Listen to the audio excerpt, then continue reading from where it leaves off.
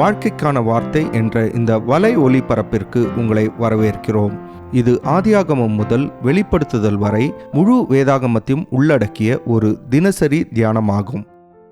ரூத்தின் புஸ்தகத்தில் இதுவரை ரூத் எவ்வாறாக தன்னுடைய மாமியாரை கவனித்து கொண்டாள் என்றுதான் நாம் படித்தோம்.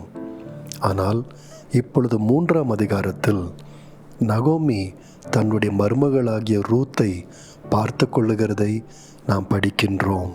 1ஆம் வசனத்தில் நாம் வாசிக்கிறோம், பின்பு அவள் மாமியாகிய நகோமி ரூத்தை நோக்கி, என் மகளே, நீ சுகமாய் வாழ்ந்திருக்கும்படி நான் உனக்கு சௌக்கியத்தை தேடாதிருப்பேனோ என்று கேட்கின்றாள்.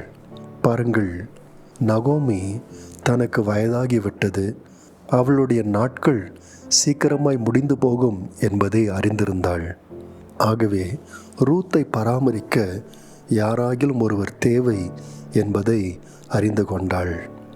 கீழே விழுகின்ற கதிர்களை பொறுக்கிக் கொள்ள போவாஸ் ரூத்துக்கு அனுமதி கொடுத்திருந்தாலும் இதுவே அவளுடைய வாழ்க்கையாய் தொடர முடியாது. ஏதாகிலும் ஒன்று நிரந்தரமாய் அவளுக்கு நடைபெற வேண்டும் என்பதை நகோமி அறிந்திருந்தாள். ஆகவே ஞானமாக ரூத்துக்கு உதவி செய்ய ஒரு திட்டத்தை வகுத்தாள். நண்பர்களே, அக்காலங்களில் குடும்பங்களிலும் கோத்திரங்களிலும் ஒரு முறைமை இருந்தது.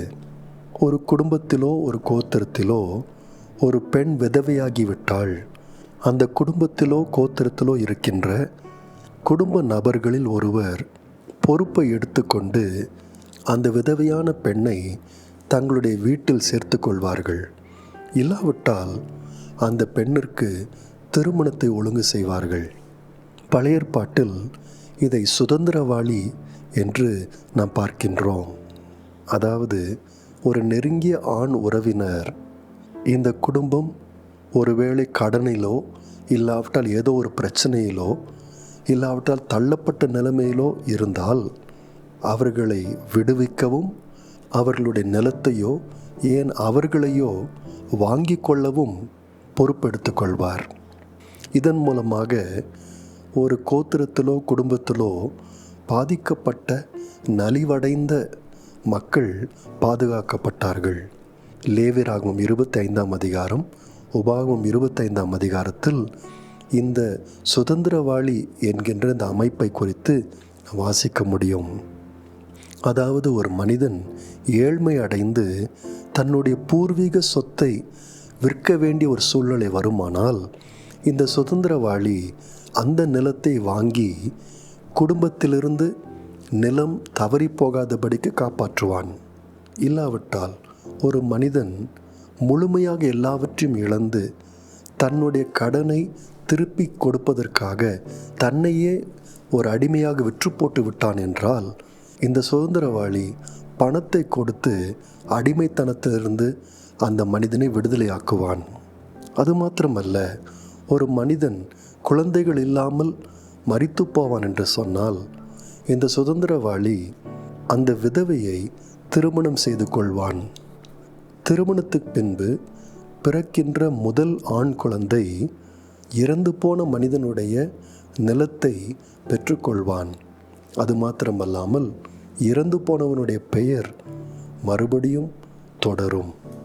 ஆனால் இந்த சுதந்திரவாளி 3 காரியங்களை பூர்த்தி செய்ய வேண்டும். முதலாவதாக, அவன் நெருங்கிய உறவினனாய் இருக்க வேண்டும். தூரத்து சொந்தக்காரனாய் இல்லாவிட்டால் இந்த குடும்பத்துக்கு சம்பந்தப்படாதவனாய் இருக்கக்கூடாது. இரண்டாவதாக, நிலத்தையோ இல்லாவிட்டால் விற்கப்பட்ட அந்த மனிதனையோ வாங்குவதற்கு தேவையான பணத்தை உடையவனாய் இருக்க வேண்டும். மூன்றாவதாக, யாரும் அவனை கட்டாயப்படுத்த முடியாது. அவன் விரும்பி இதை செய்கிறவனாய் இருக்க வேண்டும். பாருங்கள், போவாஸ் முதல் 2 காரியங்களை பூர்த்தி செய்தான். அவன் நகோமிக்கு நெருங்கிய சொந்தக்காரனாய் இருந்தான். இரண்டாவதாக, அவன் கர்த்தரால் ஆசீர்வதிக்கப்பட்டு நல்ல பணபலம் உள்ளவனாய் இருந்தான். ஆனால் உண்மையாக அவன் விரும்புவானா என்பதுதான் நகோமிக்கும் ரூத்துக்கும் தெரியாத ஒரு காரியம். ஆகவே நகோமியும் ரூத்தும் இப்பொழுது ஒரு முயற்சி எடுக்கின்றார்கள். 3ஆம் அதிகாரத்தில் நாம் படிக்கின்றோம், ரூத் போய் போவாசினுடைய காலடியில் படுத்து கொள்ளுகின்றாள். அது மாத்திரமல்லாமல் 9ஆம் வசனத்தில், நீர் உம்முடைய அடியாள் மேல் உம்முடைய போர்வையை விரியும், நீர் சுதந்திரவாளி என்று அவனுக்கு சொல்லுகின்றாள். நண்பர்களே, இந்த தருணத்தில் ரூத்தினுடைய குணத்தை நாம் சந்தேகப்படக்கூடாது. உண்மையில் அடுத்த வசனத்தில் போவாஸ் ரூத்தை புகழுகின்றதை தான் நாம் பார்க்கின்றோம். அவன் சொல்லுகின்றான், நீ தரித்திரரும் ஐஸ்வர்யவான்களுமான வாலிபர்களின் பிறகே போகாததினால் உன் முந்தின நற்குணத்தை பார்க்கிலும் உன் பிந்தின நற்குணம் உத்தமமாயிருக்கிறது என்று சொல்லுகின்றான். அது மாத்திரமல்ல, 11ஆம் வசனத்திலே, நீ குணசாலியான ஒரு ஸ்திரீ என்று போவாஸ் அவளை பாராட்டுகின்றான். பாருங்கள், போவாஸ் தன்னுடைய குடும்பத்தின் சுதந்திரவாளி என்பதை மட்டும்தான் அவனுக்கு அறிவிக்க ரூத் இதை செய்தாள். எனக்கு இரக்கம் காட்டுங்கள் என்று அவள் இதன் மூலமாய் சொன்னாள். போவாஸை கட்டாயப்படுத்தவோ இல்லாவிட்டால் வஞ்சித்து திருமணம் செய்ய வற்புறுத்தவோ ரூத் இங்கே எதையும் செய்யவில்லை. ரூத்தும் நகோமியும் தீர்மானம் எடுக்கின்ற உரிமையை போவாஸிடம் விட்டுவிட்டார்கள். பாருங்கள், விதவைகளாகவும் பெண்களாகவும் தங்களுக்காக யாரும் பேசாத ஒரு சூழ்நிலையில் நகோமியும் ரூத்தும் இருந்தபடியினால் அவர்களாகவே இந்த முயற்சி எடுக்க வேண்டிய ஒரு கட்டாயம் அவர்களுக்கு ஏற்பட்டது.